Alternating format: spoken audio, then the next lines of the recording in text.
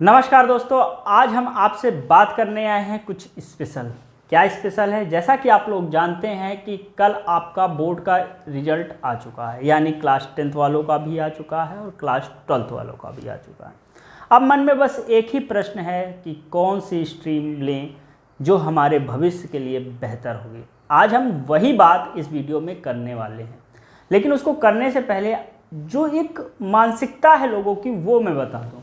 जैसे कि आपके मन में होगा कि मेरे बड़े भैया पीसीएम लिए हैं तो मैं पीसीएम ले लूँ, पीसीबी लिए हैं तो मैं पीसीबी ले लूँ, कॉमर्स लिए हैं तो कॉमर्स ले लूँ, आर्ट्स लिए हैं तो आर्ट्स ले लूँ। क्या ये ऐसा लेना उचित होगा?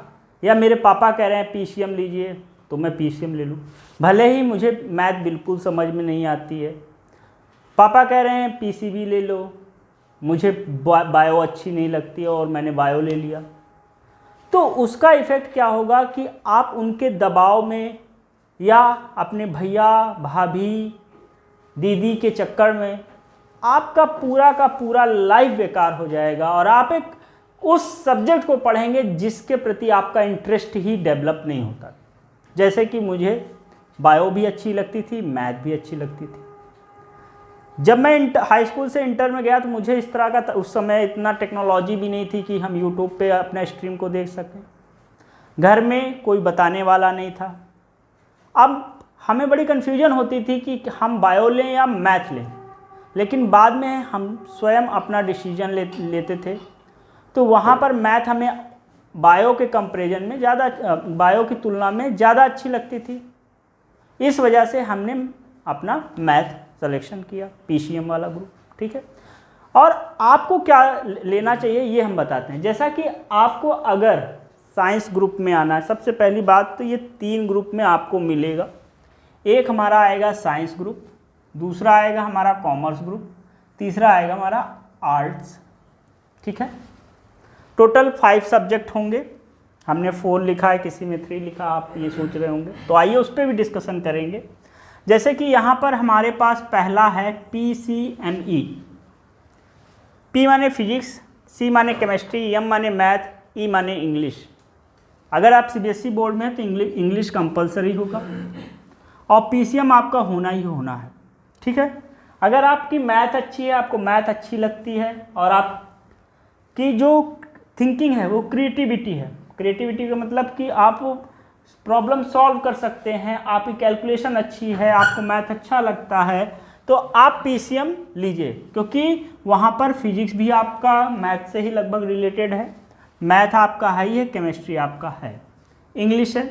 एक ऑप्शनल सब्जेक्ट होगा, उसमें Hindi, computer. There are different type of combination in your school, you can choice in your respect. आप जो चाहते हैं उसके रिस्पेक्ट में आप चॉइस कर सकते हैं 5वां सब्जेक्ट। ठीक है, अब इसमें कैरियर ऑप्शन क्या है? इसके अलावा भी कुछ कैरियर ऑप्शंस हैं जो कि हम वीडियो के लास्ट में आपसे बात करेंगे, इसलिए वीडियो को लास्ट तक देखिएगा। कैरियर्स में आप अगर पीसीएम लिए हैं तो ज़्यादातर बच्चे उस भीड़ में चले जाते हैं, BTech, IIT JEE, IIT mains, IIT advance, इन्हीं के पीछे भागते हैं और वहाँ से होता है इंजीनियरिंग। सर IIT से ही केवल इंजीनियरिंग किया जा सकता है? आपके मन में ये प्रश्न होगा। जी नहीं, IIT के बाद NIT आता है, IIIT आता है, डिफरेंट प्राइवेट कॉलेज हैं। पहले GBT होता था, अभी भी है, शायद IIT के थ्रू उसको लेते हैं। जितने भी आपके UP2 के थ्रू है, जो गवर्नमेंट स्टेट कराते हैं इंजीनियरिंग, उसके थ्रू भी आपकी इंजीनियरिंग होती है। कुछ प्राइवेट कॉलेज होते हैं, तो आप इंजीनियरिंग कर सकते हैं, आर्किटेक्चर बन सकते हैं, डिफेंस सर्विस, जैसे कि हमारा जितने भी डिफेंस सर्विसेज हैं वहाँ पर आप जा सकते हैं इसके थ्रू। BSc आप कर सकते हैं किसी एक सब्जेक्ट से, जैसे फिजिक्स, केमिस्ट्री, वहाँ पर भी कॉम्बिनेशन होता है। जब आप BSc करेंगे तो वहाँ पर भी इनका यूज आप करके BSc अपना कर सकते हैं, बैचलर ऑफ साइंस। BBA कर सकते हैं, बैचलर ऑफ बिजनेस एडमिनिस्ट्रेटिव। ठीक है, लॉ आप कर सकते हैं, एडवोकेट वाली पढ़ाई। होटल मैनेजमेंट का कोर्स कर सकते हैं, NDA आप कर सकते हैं, एजुकेशन ऑफ टीचिंग कर सकते हैं। यहाँ तक दिख रहा है पूरा, एजुकेशन एंड टीचिंग आप इसको लिखिएगा, एजुकेशन एंड टीचिंग, यानी कि जिसमें टीचर्स बने जा सकते हैं। जैसे B.Ed करके आप टीचर बनते हैं, BTC जिसको अब DLED नाम से जाना जाता है उसको कर आप टीचर्स बन सकते हैं।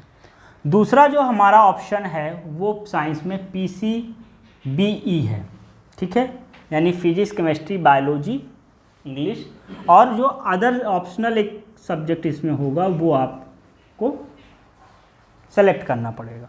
इसका जो कैरियर ऑप्शन है, आप नीट क्वालिफाई करके डॉक्टर बन सकते हैं। कई तरह के डॉक्टर्स होते हैं, जानते होंगे आप, आँख नाक कान दांत, there are different types of doctor present in our world, ठीक है।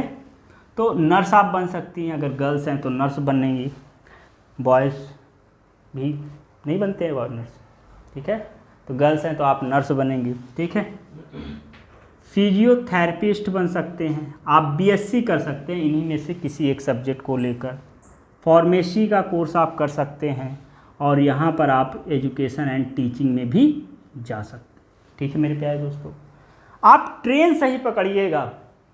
आप कहेंगे सर क्या इसको लेकर फिर आगे बदल नहीं सकते? कुछ जगह पे आप बदल सकते हैं, लेकिन अभी से आप अपना एक गोल डिसाइड कीजिए कि हमें ये करना है। बाद में जब आप ट्रेन बदलेंगे, रास्ते को कुछ आगे निकल जाएंगे, फिर आप पीछे आएंगे, फिर उस रास्ते को पकड़ेंगे तो थोड़ी तकलीफ़ होगा, थोड़ा समय बर्बाद होगा। इसलिए अभी से आप ये जान लीजिए और अपना जो स्ट्रीम है अपने मन मुताबिक सोचिए। फिर आते हैं हम लोग कॉमर्स की ओर। कॉमर्स में हमारा इकोनॉमिक्स हो गया, बिजनेस स्टडी हो गया, अकाउंटेंसी हो गया, और इंग्लिश तो यहाँ पर होगी ही होगी। इसके साथ एक ऑप्शनल सब्जेक्ट आप लेंगे। इससे आप क्या बन सकते हैं? देखिए, इससे आप बन सकते हैं CA बन सकते हैं, CA माने चार्टर्ड अकाउंटेंट बन सकते हैं। CS बन सकते हैं, CS क्या होता है? कंपनी सेक्रेटरी होता है। उसके बाद आप BCom कर सकते हैं, bachelor of commerce. BCom honours से भी कर सकते हैं। BA कर सकते हैं, BA ऑनर्स इकोनॉमिक्स से कर सकते हैं।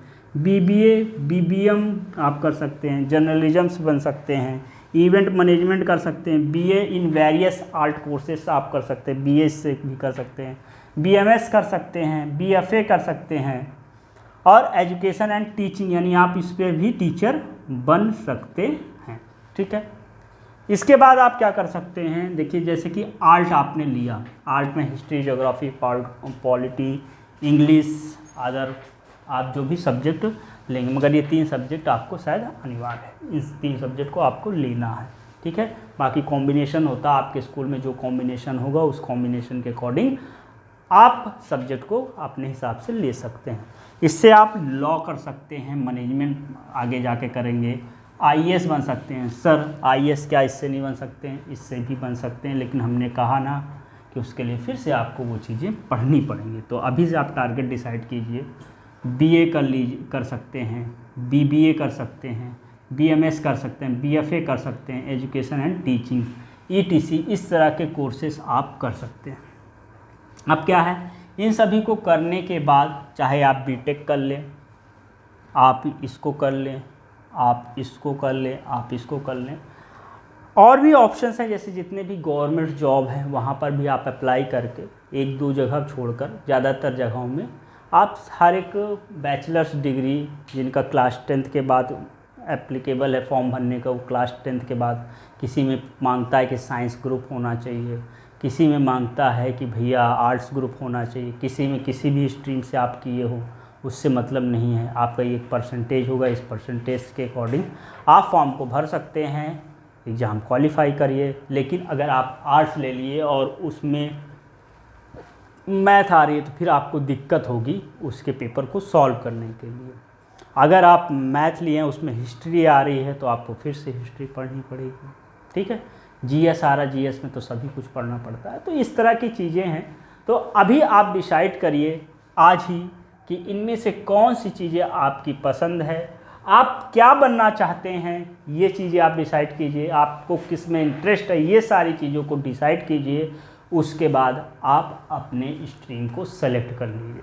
इसके बाद यदि आपके मन में कोई प्रश्न है तो आप कमेंट सेक्शन में बताइएगा। हम अगली वीडियो उस टॉपिक पर ला देंगे और आप हमारे टेलीग्राम चैनल को ज्वाइन कर लीजिए। कोई भी प्रॉब्लम है वहाँ पर जाकर आप कमेंट कर सकते हैं। हम उसका आंसर या तो कमेंट में बताएंगे। अगर कमेंट में आप हमसे सेटिस्फाई नहीं होते हैं तो हम आपको वीडियो के द्वारा बताएंगे। और भी जो भी आपकी समस्या है, जो आप चाहते हैं, उसको कमेंट करके ज़रूर बताइएगा। मिलेंगे अगली वीडियो में, तब तक के लिए धन्यवाद। जय हिंद, जय भारत।